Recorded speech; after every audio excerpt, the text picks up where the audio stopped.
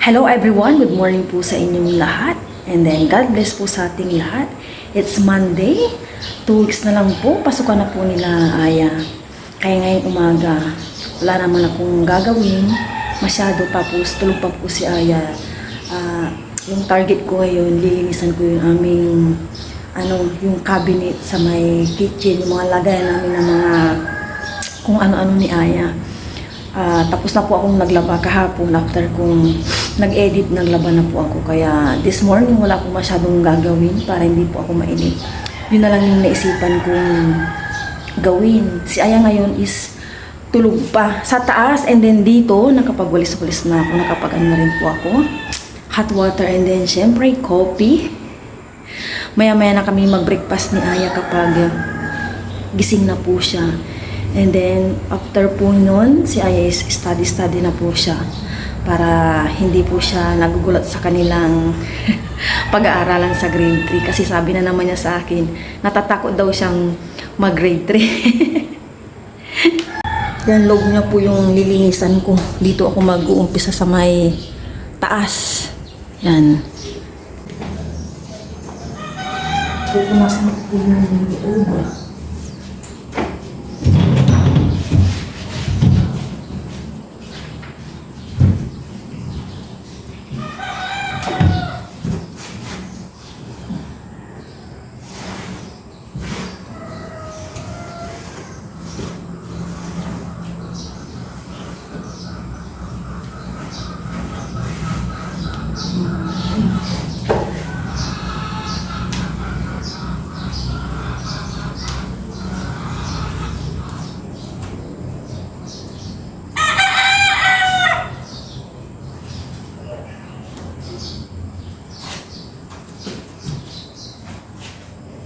Neng, bilis mo na!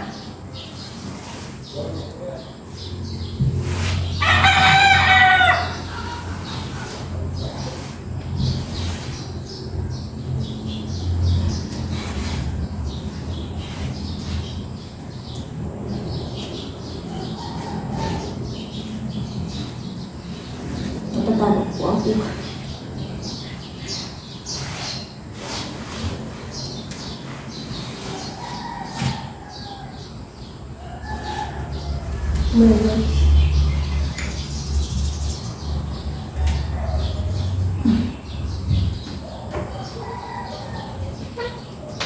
Natakot ako sa taas.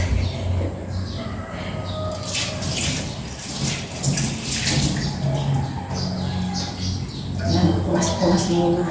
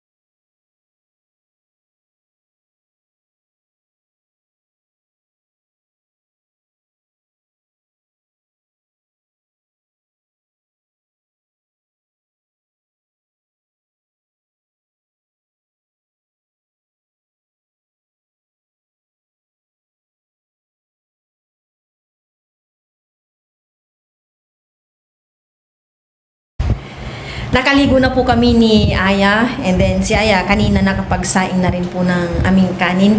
Ang lulutuin ko po ngayon is, request po niya, syempre, nilagang pork. Bumili ako kanina ng repolyo and then potato. And then kanina dyan sa may cabinet po namin, nalinisan ko na yung sa may taas, tsaka sa may babang konti. May natitira pang dalawang cabinet na hindi ko nalinisan kasi nag-stop na po ako ng 9:10 para makapag-map, tsaka naligo kami. Ngayon, oras is 10:50 na po ng umaga. Pahangin muna ako kasi kakagaling ko lang sa labas. Bumili ng repolyo at tsaka potato. Sobrang init na po ng panahon ngayon. Hindi na po nagpakita si ulan. Kuha muna ako ng tubig. Magpapakulo na.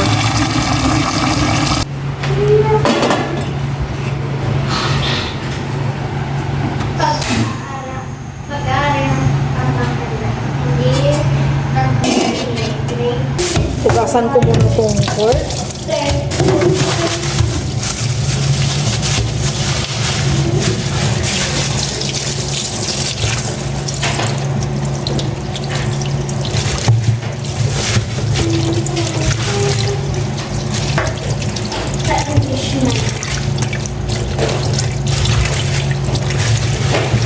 Bayan niya, basahin mo, huwag kang maglaktaw. Opo. Ayan.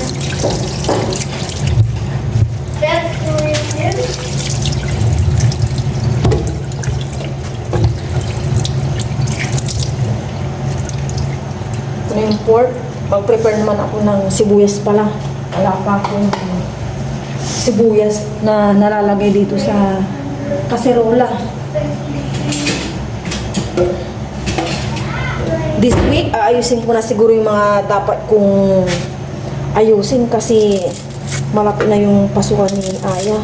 Bukas, may aayusin naman ako sa bayan. Hindi ko na sana isasama bukas si Aya, kaya lang baka iisipin ko siya kung maiwan po siya dito, kaya mas maigi nang kasama ko po si Aya para hindi ko po siya iniisip kung ano na yung kanyang ginagawa dito.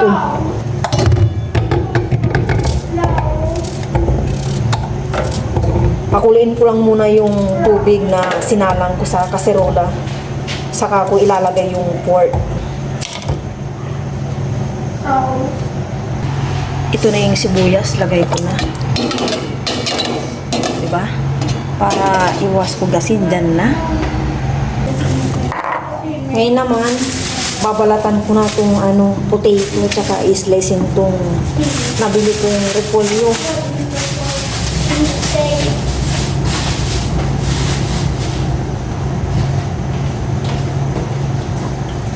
Ganito lang po yung aking gagamitin repolyo. Wala na kasi akong mapagpipilian, kaya medyo ito yung napili kong okay, kaya ito lang yung repolyo. Kapon po kasi nung kami ni Aya, pag nagdoon ka na parang wala kang mapili. Islicein ko lang po ng 4 na hiwa.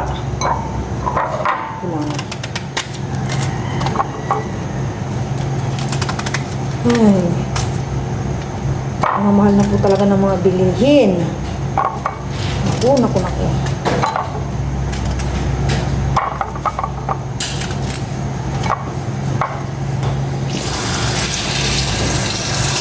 Talagang kunan ito. Tapos, ito naman, potato. 3 piraso lang yung kinuha ko. Tapos kasama yung maliit na repolyo na yan, 40 pesos na. Mahal ma. Kaya, tama na itong pansahog-sahog natin. Importante, mayroon kahit paano kasi wala na talagang mura. Pamahal ng pamahal mga bilihin. Kaya sa panahon ngayon, maging wais. Dapat itaas ang sahod, ibaba ang presyo.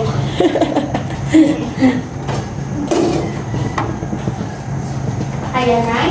Yes. Kumulo na po itong tubig, kaya ilalagay ko na po itong pork para lumambot na.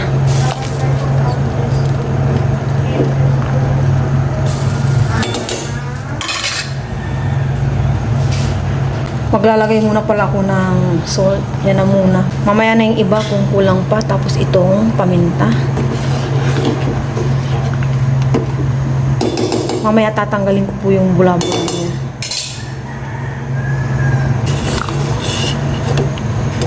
Check ko po yung lasa ng aking nilagang pork. Kulang pa ng asin. Nires ko na to kanina. Ngayon ko lang siya ulit inon yung gas. Yan. Tapos, maglalagay din po ako ng isang buong nor pork cubes para malasang malasa. Maya-maya ilagay ko na yung potato naman. Okay na po itong pork. Malambot na. Ilalagay ko na itong potato naman.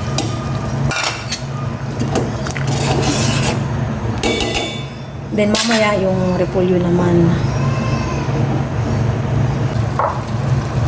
Ilalagay ko na itong repolyo naman.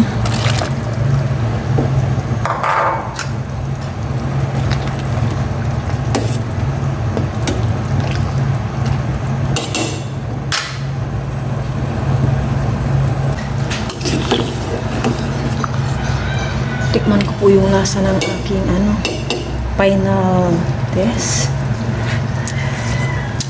Okay na. Dinagdagan ko kasi ito ng tubig. At mahilig po si Aya sa sabaw. Yan. Maya-maya kain na po kami. 11:37 na po ng tanghali. Kakain na po kami ng lunch ni Mama. Ito na po yung naluto po ni Mama. Ano po, Ma? Nilaga. Nakalimutan. Nilagan. Pork with potato and pollo. Pero bago po kami kumain, magpe-pray po muna kami. Ay, ako pala. Lord, marami pong salamat sa lunch po namin. Panubay niyo po ako lagi-lagi. At saka din po si Mama at saka si Papa na yung malayo po sa sakit. Yun na po. Amen. Amen. Lord. That's it. That's it. Ano yan? Pag-isa po kami na ng bowl. Siya is maliit. Kasi mali naman po ako. Sinak na namin si Papa Ryan na muol na kami. Kasi yung namin, breakfast namin na 8 na kami nag-breakfast ni Aya eh. Pinag-ano po siya kasi jumping rope. And then, tinapay lang yung binili namin kapo na tinapay lang yung aming breakfast. Daming potato. Walang merienda kami. Cheers yun. Saglit. Cheers. Thank you, Lord. O naso para po sa inyo. Kain po tayo lahat. Kain po tayo. Mm.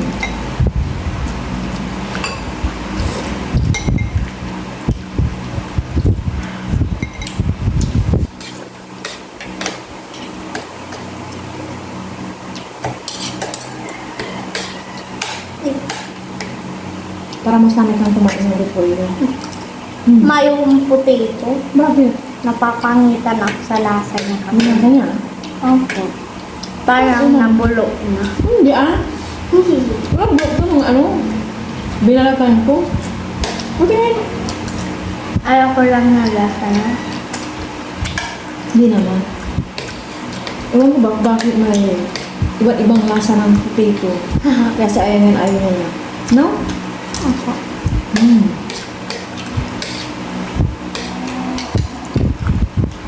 Magsabaw kaya? Ito naman good. Oo nga, parang ibang lasa itong binigay mo sa akin. Yung nakain mo. Pag wala na yung sabaw, lagyan ko ito. Opo. Daming sabaw doon man. Mamaya pag malahig, higo na ako ng higo. Itong ulam po namin ni Ayang, hanggang gabi na po.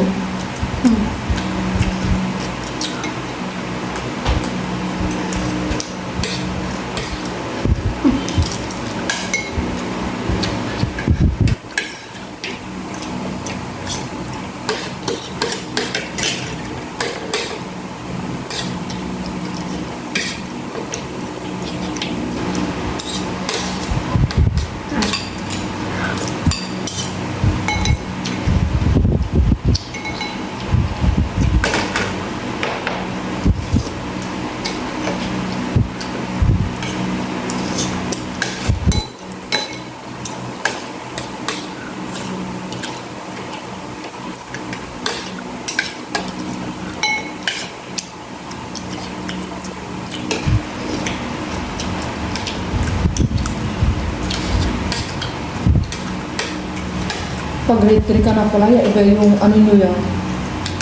Yung table nyo. Yung upuan nyo yan. Alam ko. Paano ka makakasulat?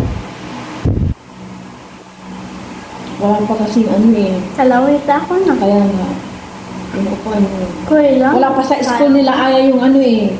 Yung dati pong sinasabing upuan para sa mga left-hander. Wala pa sa school nila Aya. Hindi ko alam kung sa ibang school meron na. Pero ano ata eh, meron na. Mahirapan ka. Okay lang. Di ba dito naman yung table? Oo, yung ano. Okay lang. Papaganyan ka. No? Kaya ko. Tsaka, yung tubigan mo yan, nasa ano mo na yun, sa baba. Kailangan, may lagayan ka na pala ng tubig. Mag-a-adjust na naman po si Aya sa kanyang ano, pagsusulatan. Sarap talaga ng luto mo. Thank you. Noong grade 2 po kasi sila Aya, may malaking ano, table na pa-rectangle. Kaya hindi po siya nahihirapan. Tsaka yung kanyang tubig nandun rin po sa harapan niya, tsaka yung kanyang electric fan.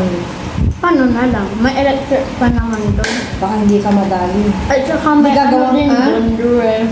Hindi. Gagawin ko ng parang titignan natin yung upuan mo, tapos re-remedyohan ko na lang yung anong electric fan.